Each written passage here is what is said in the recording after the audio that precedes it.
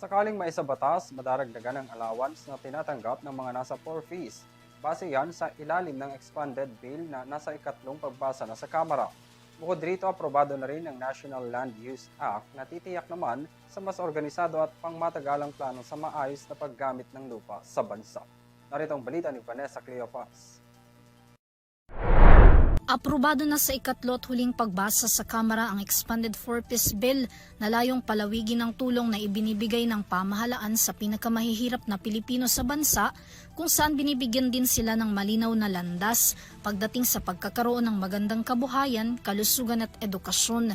Sa ilalim ng House Bill 8647 o Strengthening and Expanding the Pantawid Pamilyang Pilipino Program Act, itataas ang monthly cash assistance ng mga elementary, junior high at senior high school students na miyembro ng 4Ps. Sasailalim na rin sa mandatory skills training sa entrepreneurship at livelihood ang mga magulang para sa pagkakaroon ng mga ito ng sariling hanap buhay na pagkakakitaan.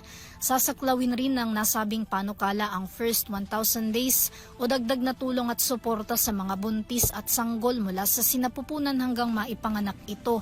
Tututukan rin ng mga social workers ang mga miyembro ng 4Ps para tiyaking makakaahon sa hirap ang mga ito sa pamamagitan ng tulong na ibinibigay ng gobyerno. Sa ibinahagi namang post ni DSWD Secretary Rex Gatchalian, higit na sa 1.4 milyong pamilya sa buong bansa ang nakagraduate sa programa at naialis na nila sa kahirapan.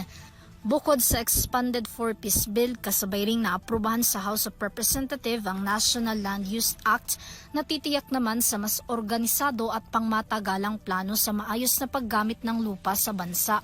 Halimbawa dito ang malinaw na paghihiwalay sa mga lupa na ginagamit sa agrikultura, pabahay, infrastruktura at kung alin ang hindi pwedeng galawin para sa proteksyon ng kalikasan.